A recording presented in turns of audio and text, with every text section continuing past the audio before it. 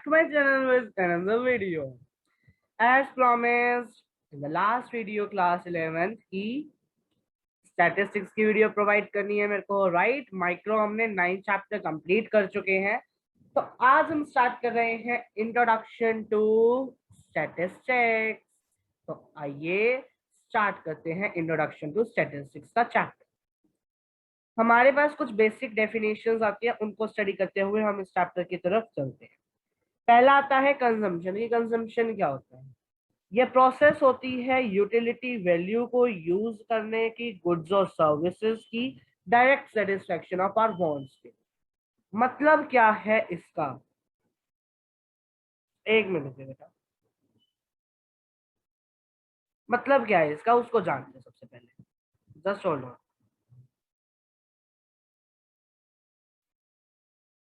हाँ जी, तो अब हम कर रहे हैं पहली डेफिनेशन जो कि है कंजम्पशन। कंजम्पशन क्या है? एक ऐसी प्रोसेस, एक ऐसी क्रिया जिससे कि क्या होता है कि गुड्स और सर्विसेज जो है, हमारी जो वांट्स है, उनके अंदर जो यूज होने वाले गुड्स और सर्विसेज हैं, उनके अंदर यूटिलिटी को ऐड करना, उसकी प्रोसेस को हम कंजम्पशन कहते हैं। यूटिलिटी आपको पता है want satisfying power of a commodity होता है, राइट। चैप्टर 3 में पढ़ा था माइक्रो। तो ये प्रोसेस किस चीज की है? यूटिलिटी को ऐड करने की, मतलब यूटिलिटी ऐड करने की गुड्स और सर्विसेज की वैल्यूज के अंदर हमारी वांट्स की सेटिस्फेक्शन के लिए। कंजम्पशन समझ में आया? कंज्यूमर, कंज्यूमर क्या है? एक ऐसा पर्सन जो उन गुड्स और सर्विसेज को कंज्यूम करता है, यानी लेता है, इनटेक करता है अपनी सेटिस्फेक्शन के लिए। फॉर एग्जाम्पल, मैं हूं, मेरे को भूख लगी है, मेरे को कुछ खाना है, मेरे को अपना पेट भरना है, तो उसके लिए मेरे को कुछ खाना पड़ेगा। मेरे को कुछ अर्निंग करनी है, तो मेरे को कोई काम करना पड़ेगा। यानी कि मेरी वांट थी मनी को अर्न करना, तो मैंने कंज्यूम क्या किया? कंज्यूम क्या किया मैंने? बताओ बेटा। जब हमें अपनी मनी को अर्न करना, मैंने काम किया, तो वही मेरा कंज्यूम कहलाएगा। मेरे को भूख लगी थी, मैंने खाना खाया, तो मेरे लिए खाना क्या हुआ? मैंने उसको कंज्यूम करा अपनी वांट को सेटिस्फाई करने के लिए। तो कंज्यूमर क्या है? वो है जो गुड्स और सर्विसेज को कंज्यूम करता है अपनी वांट्स की सेटिस्फेक्शन के लिए। कंज्यूमर समझ में आया? प्रोड्यूसर क्या होता है? वो पर्सन जो प्रोड्यूस करता है, सेल करता है गुड्स और सर्विसेज को, ताकि इनकम जनरेशन। अब जो मैंने मनी का बताया था आपको, वो एग्जांपल आपका प्रोड्यूसर में आएगा। बात समझ में आई? कंज्यूमर में तो आ गया कि खाना खाना है, प्रोड्यूसर में मनी वाला एग्जांपल। समझ में आई मेरी बात? प्रोडक्शन क्या है? प्रोडक्शन क्या है? एक ऐसी प्रोसेस जिसमें हम रॉ मटेरियल को यूजफुल थिंग्स में क्या कर देते हैं? कन्वर्ट कर देते हैं, यानी computing raw material into useful things. ये कंप्यूटिंग थोड़ी प्रोफेशनल लैंग्वेज कह सकते हैं आप, हो सकती है, लेकिन आप इस कंप्यूटिंग की जगह आप लिख सकते हैं कन्वर्टिंग। कन्वर्टिंग, ठीक है, ये लिख लीजिए कंप्यूटिंग की जगह। या फिर इसको हम कह सकते हैं it is the process of adding utility value to a product. जैसे कि कंजम्पशन में हमने कहा था कि ये वैल्यू तो ऐड, मतलब यूज करती है, ऐड नहीं करती है। Using a utility value of goods and services, जिसमें है वो ऐड करता है प्रोडक्ट के लिए।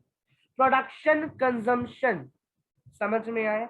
प्रोडक्शन फंक्शन वाले चैप्टर में पढ़ा था माइक्रो में, क्या था? It is a process of adding utility to any product ना, या फिर it is a process of converting raw material into useful things. वही तो है प्रोडक्शन की डेफिनेशन, भूल गए?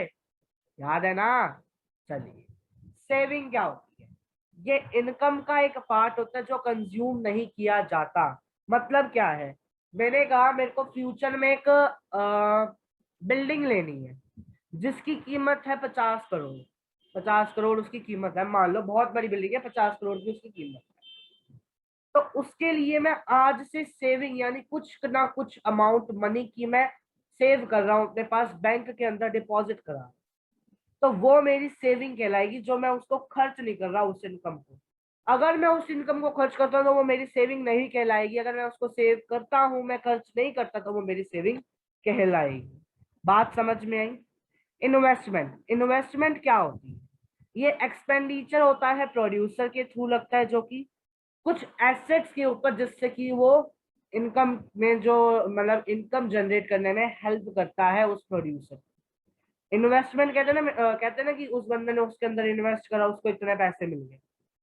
इन्वेस्टमेंट मतलब गुड्स में शेयर से उनमें इन्वेस्टमेंट कर दी, और भी बहुत सारी चीजें होती है जिसमें हम इन्वेस्टमेंट करते रहते हैं, ठीक है ना। तो वो इन्वेस्टमेंट हुआ।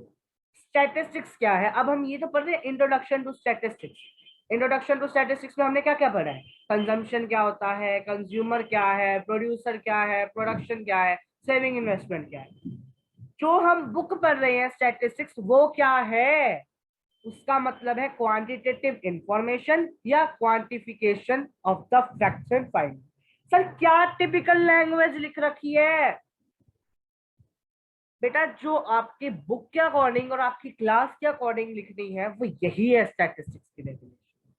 क्वांटिटेटिव इंफॉर्मेशन या फिर क्वांटिफिकेशन, क्या है ये, क्वांटिटेटिव इंफॉर्मेशन है या फिर क्वांटिफिकेशन है किसका, फैक्ट्स और फाइंडिंग्स का। मतलब फैक्ट्स के ऊपर बेस्ड है और फाइंड करता रहता कुछ ना कुछ, राइट। अब हमारे पास 4 इकोनॉमिक एक्टिविटीज है, वही कंजम्पशन, प्रोडक्शन, इन्वेस्टमेंट, एक्सचेंज, जो मैंने आपको बता रखी है पहले ही माइक्रो के अंदर चैप्टर 1 में इकोनॉमिक एक्टिविटीज में। वो एक्टिविटीज क्या आती है, इकोनॉमिक एक्टिविटीज बताना जरा, बोलो जल्दी। वो एक्टिविटीज जो परफॉर्म की जाती है टू अर्न लिविंग। ओके, आगे चलो। अब यहाँ पर हमारे पास स्टेजेस आते हैं, स्टेजेस कह सकते हो, टूल्स कह सकते हो स्टैटिस्टिकल स्टडी के अंदर, मतलब स्टैटिस्टिक्स में हम कैसे इसको कवर करते हैं। सबसे पहले आता है हमारे पास स्टेज 1, जिसमें हम क्या करते हैं, कलेक्शन करते हैं डेटा का, ठीक है। स्टेज 2 में हम उस डेटा को ऑर्गेनाइज करते हैं। स्टेज 3 में हम प्रेजेंटेशन करते हैं, और स्टेज 4 में हम एनालाइज करते हैं, और 5th में इंटरप्रिटेशन करते हैं डेटा का। अभी मैं आपको बता दूं, चैप्टर 1 से लेकर 5th चैप्टर तक आपको मैं बताता हूँ। फर्स्ट चैप्टर आपका इंट्रोडक्शन टू स्टैटिस्टिक्स है, जिसमें आप ये इंट्रोडक्शन पढ़ रहे हो स्टैटिस्टिक्स के रिगार्डिंग। सेकंड चैप्टर में आप पढ़ोगे collection of data. Third chapter पढ़ोगे ऑर्गेनाइजेशन, थर्ड में भी आप पढ़ोगे सेंसस एंड सैंपल मेथड का। फोर्थ में पढ़ोगे organisation of data. Fifth chapter पढ़ोगे presentation of data. Presentation of data भी आपका 5th 6th और 7th 8th तक ले जा सकता है, वो 8th तक लेके गया हुआ है, ठीक है। फिर आपका क्या आएगा, मीन मोड मीडियन आ जाएगा 9th और 10th चैप्टर। 11th आपका आ जाएगा ये डिस्पर्शन का, मेजर ऑफ डिस्पर्शन का आ जाएगा। फिर आपका आ जाएगा कोरिलेशन, फिर आएगा इंडेक्स नंबर, और फिर आपकी ये जो है कंप्लीट हो जाएगी। अब उसको छोड़िए, अब हम पहले कर रहे हैं डेटा के ऊपर बात, यानी कि स्टेजेस के ऊपर। तो अब स्टैटिस्टिक्स को हमने 2 सेंस में पढ़ा है, एक है प्लूरल सेंस और एक है सिंगुलर सेंस। प्लूरल का मतलब 2 से ज्यादा, और सिंगुलर यानी एक में। मतलब क्या है इसका, देखिए statistics as a plural sense में देखिए, ये एक इंफॉर्मेशन है नंबर्स के टर्म्स में या फिर न्यूमेरिकल्स के टर्म्स में।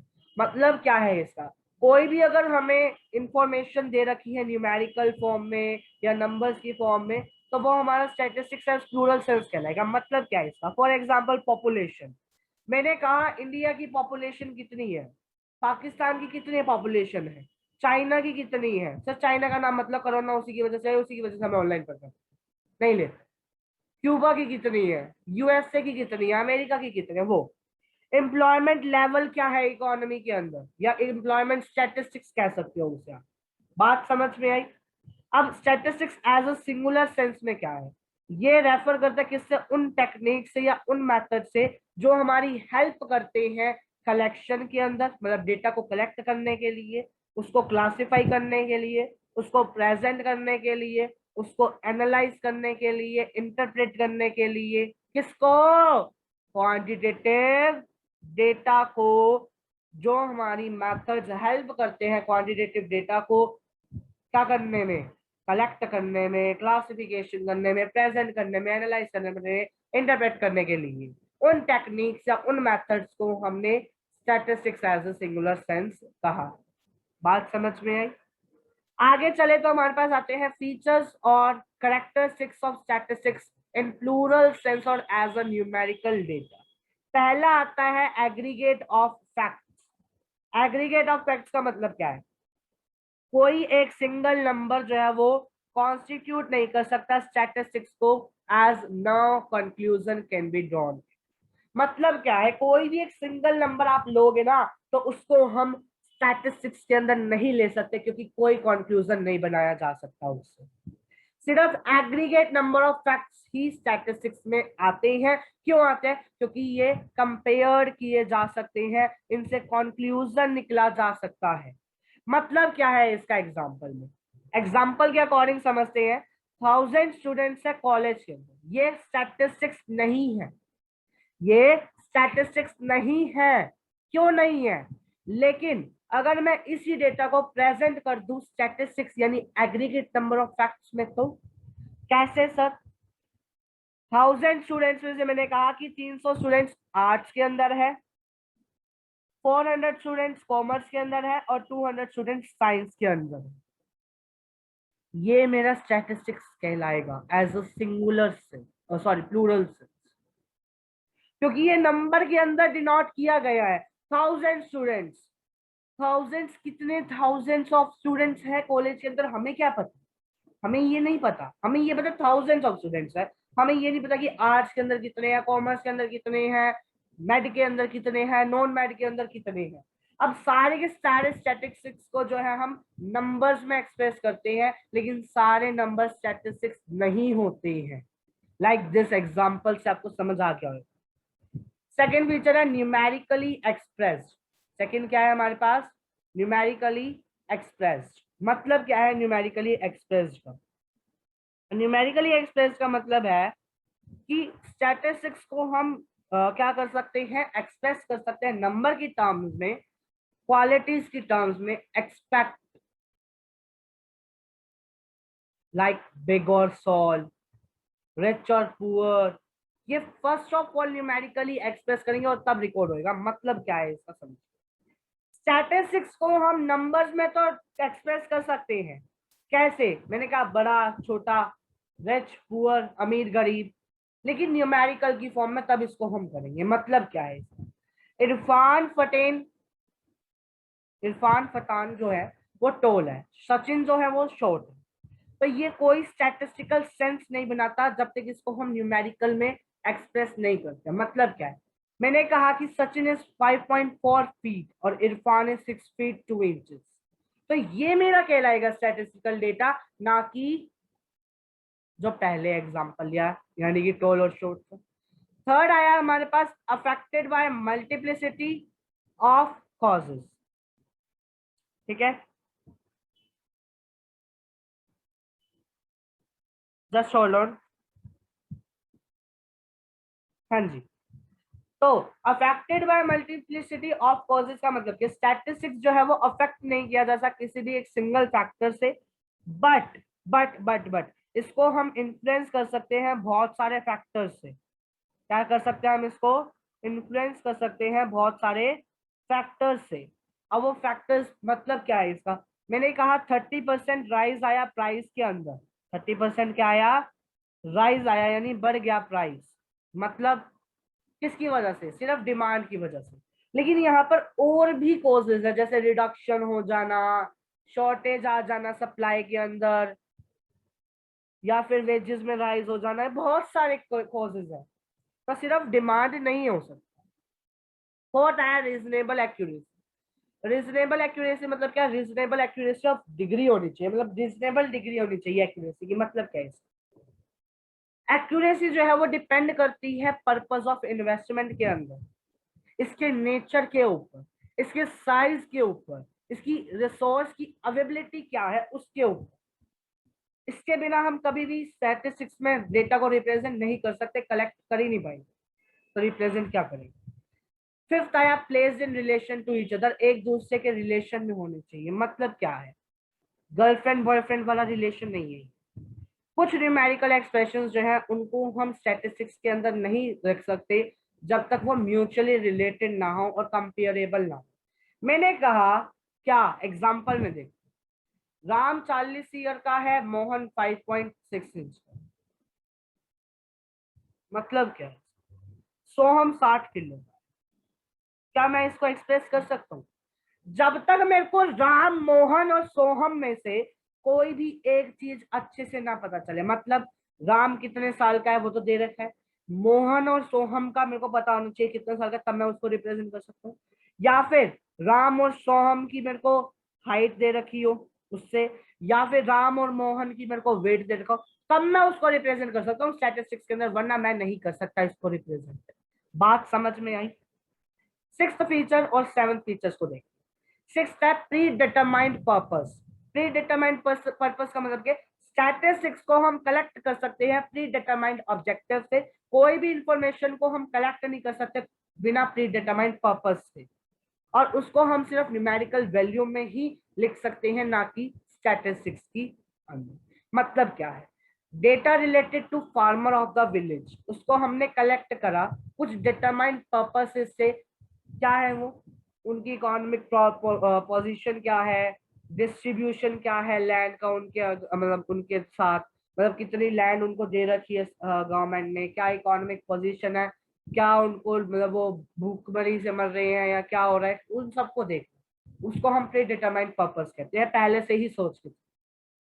सेवंथ आया एन्यूमरेटेड और एस्टिमेटेड, मतलब स्टैटिस्टिक्स को हम कलेक्ट कर सकते हैं एन्यूमरेशन से और एस्टिमेशन से। मतलब क्या है? एस्टिमेट लगा सकते हैं कि हाँ इतना हो सकता है, इतनी पॉसिबिलिटी है। अगर हमारा इन्वेस्टिगेशन का फील्ड वेस्ट है तो हम एस्टिमेशन मेथड को यूज करते हैं। एग्जाम्पल क्या? In a really, in a rally addressed by PM, PM मतलब प्राइम मिनिस्टर, एस्टिमेशन मेथड को यूज किया गया कि कितने पेपर हैं उन रैली को अटेंड करने के लिए।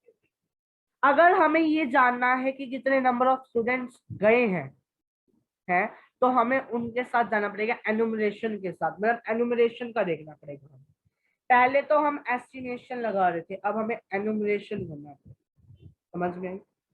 Last but not the least क्या है?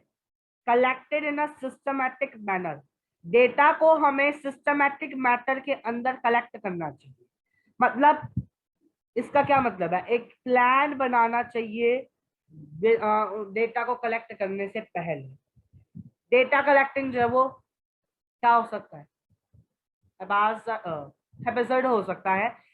मतलब क्या है? कंफ्यूजन क्रिएट कर सकता है, कोई कंफ्यूजन नहीं निकल सकता उससे अगर कंफ्यूजन है तो। क्या example? data relating to make secured by student of a class without reference to the class, subject, examination or minimum marks। Data तो कलेक्ट कर लिया स्टूडेंट्स ने क्लास के, लेकिन ये नहीं देखा कि वो कौन सी क्लास से बिलोंग करते हैं, क्या सब्जेक्ट ले रखा है, क्या एग्जामिनेशन में उनके मार्क्स हैं, क्या मिनिमम मार्क्स है, कोई सेंस नहीं है, सीधा डेटा कलेक्ट कर दिया भाई हर एक क्लास का। तो हमें एक सिस्टमेटिक मैनर में कलेक्ट करना चाहिए डेटा। समझ में आई? तो नेक्स्ट वीडियो में हम करेंगे स्कोप ऑफ किसके? ऑब्वियसली स्टैटिस्टिक्स के क्या स्कोप्स हैं उनको हम पढ़ेंगे।